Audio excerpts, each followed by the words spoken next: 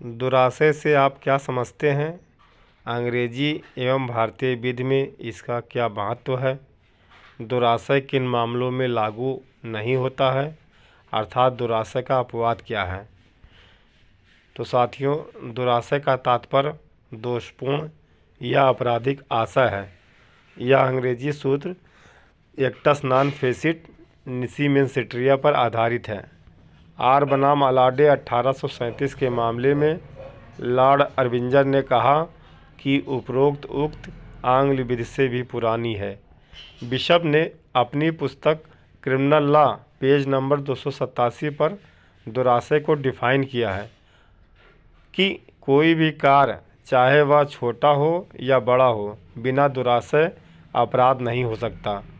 माननीय सर्वोच्च न्यायालय ने स्टेट ऑफ महाराष्ट्र बनाम मेयर हंस जॉर्ज AR 1965 के मामले में दुराशय के बारे में यह मत अभिव्यक्त किया कि केवल कार्य किसी को अपराधी नहीं बनाता जब तक कि उसका मन भी अपराधी ना हो। इसको साथियों आप उदाहरण से भी समझ सकते हैं कि आ नामक व्यक्ति यदि बा की हत्या करने का योजना बनाता है तो यह योजना दुराशय तो है किंतु अपराध नहीं है।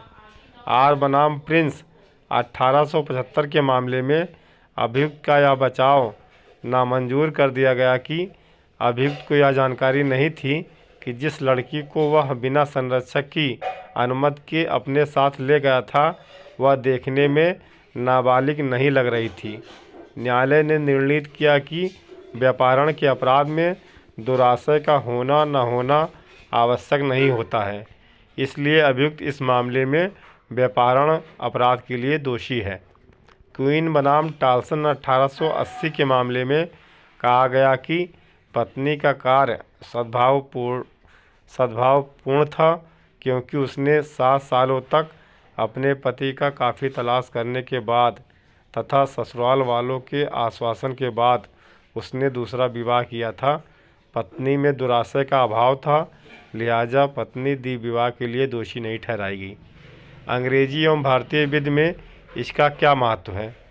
तो साथियों, अंग्रेजी विधि में दुराशय का महत्व होता है क्योंकि दुराशय का सिद्धांत अंग्रेजी सूत्र पर ही आधारित है, जबकि भारतीय विधि में दुराशय का कोई विशेष महत्व नहीं है क्योंकि भारतीय विधि में विधि द्वारा वर्जित सभी कार्यों को अपराध माना जाता है, चाहे वह कार्य दुराशय के साथ किए गए हों या न किए गए हों।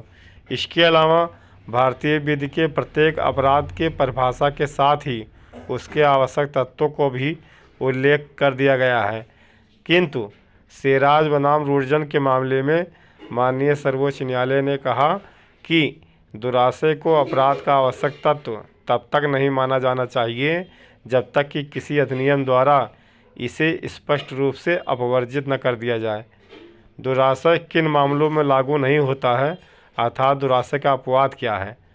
तो साथियों, दुराशय निम्न मामलों में लागू नहीं होता है।